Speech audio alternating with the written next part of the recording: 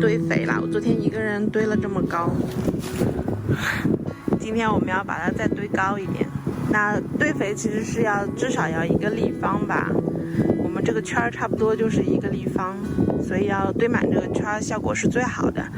其实堆肥就是我们帮助这些材料化解，就是能化解的材料把它都化解掉，所以说它就要一个好的碳氮比，然后我们再给它适当的水，然后再给它一些启动的元素，就比如说是我们的酵素，或者说是我们的厨余，那就可以把这些枯枝落叶，我们这枯枝落叶太多了，我们主要的材料其实就是这些枯枝落叶，就是大自然它自己其实就是在分解的，你要扒开这些地方去看，它就是在分解，然后里面会有一种白色的菌丝，我们就是要利用这种土著菌来帮助分解我们这些东西，然后做成一大堆的泥土，明年我们就可以用了。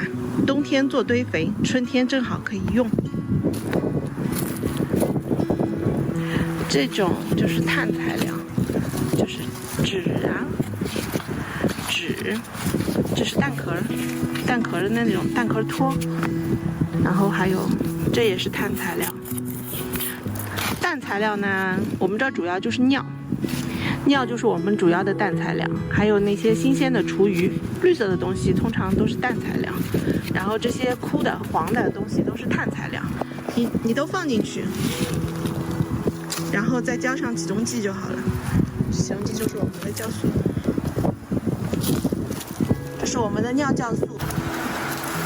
尿酵素呢，就是糖加尿，然后放着就行了，很简单。它在阴凉的地方放着就好了。这就是我们的启动剂，然后我们会把尿酵素浇进去。然后呢，这些材料因为里面有糖，那就是里面的微生物都很喜欢的东西。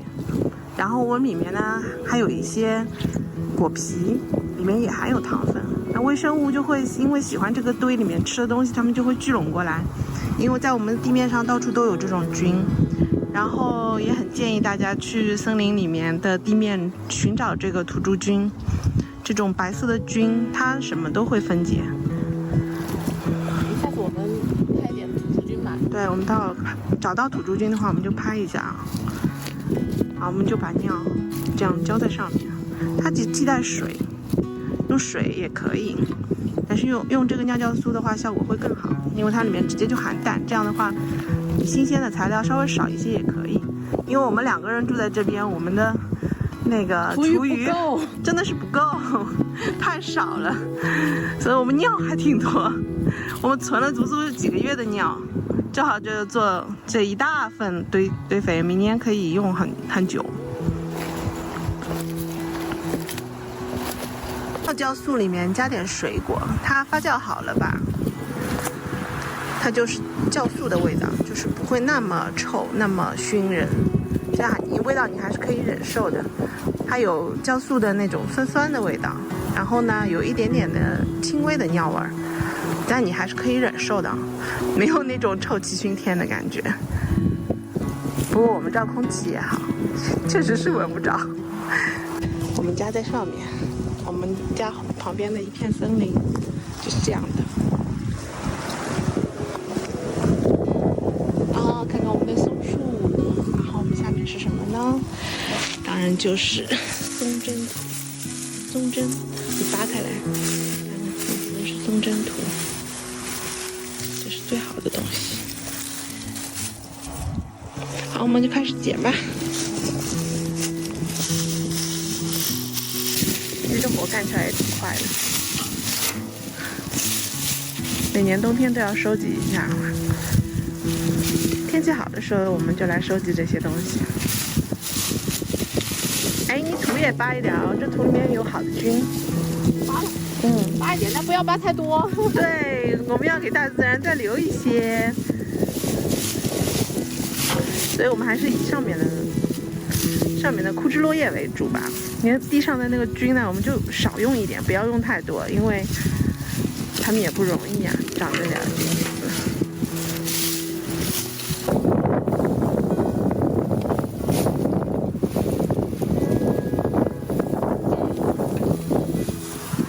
对枯枝落叶这件事情其实挺治愈的。然后我一个人昨天在这大概干了3个小时。今天跟蓉蓉一起把它堆完，要堆到1米高。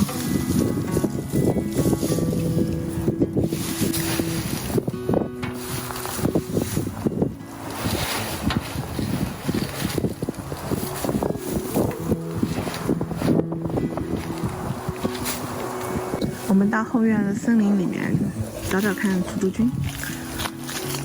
它里面土著菌它聚集的地方会看上去一粒一粒的，就像酵母，但是比酵母要看上去大很多。它大概有酵母的，就我们平时发面用的那种酵母的10倍、20倍大小，一颗一颗的，它看上去特别的可爱那种菌。这里面我们得弯着身子走路。平时也很少进来，但这儿的菌，因为这是，就没什么人来的，也没有被我们破坏过。因为外面那块地方，就是那里的阳光它比较充足，因为里面的林子都被我们砍掉了，其实都是被我们破坏过了。你人要住的地方，对树林就会有一些破坏。但这里就是密林，然后就。这土就是很多年都没有人碰过了，然后这里的菌就会特别的好，就是在那个树枝下面啊，就树枝下面就会比较多。就这种。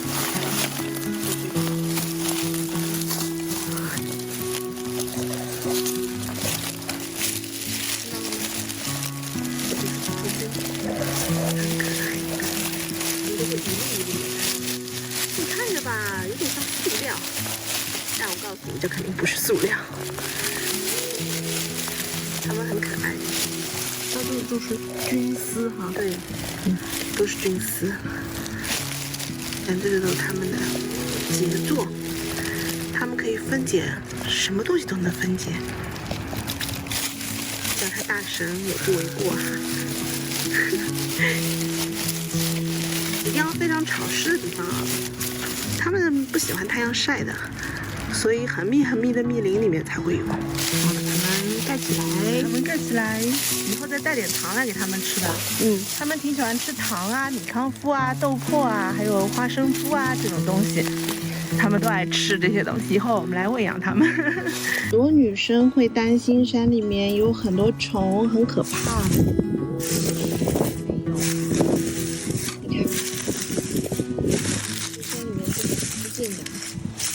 是你们想的这么可怕的，它并没有很多很恐怖的虫，蜈蚣啊，还有什么呀？它们其实在比较深的土里，表面呢虫并没有那么多，所以它其实挺干净的。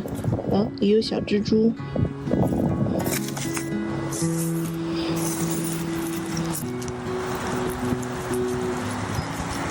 是不是没有那么可怕？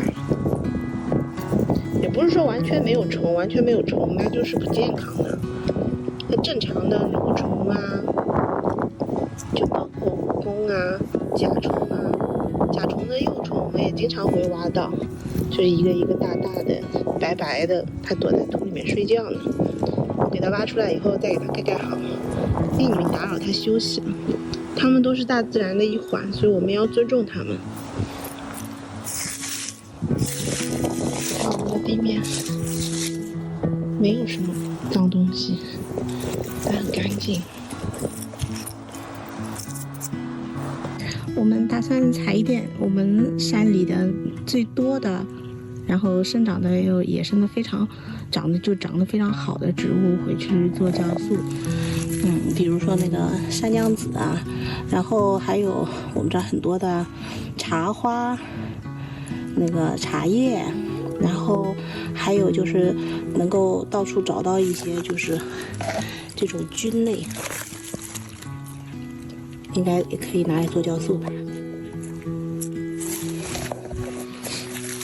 这是大自然的馈赠。我们现在来做酵素，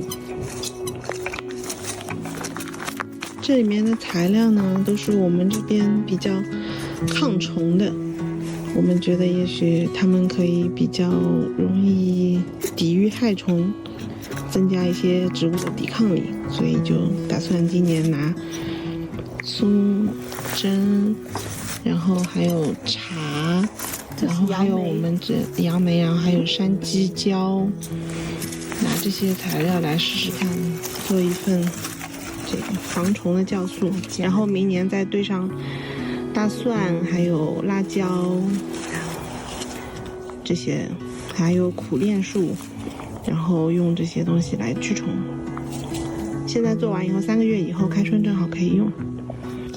这个里面我们放了60%的水，然后就是放1/10的红糖，就是一桶红糖水，然后再放上我们需要化解的酵素原材料，给它点小份，然后让它们在里面安静的待3个月。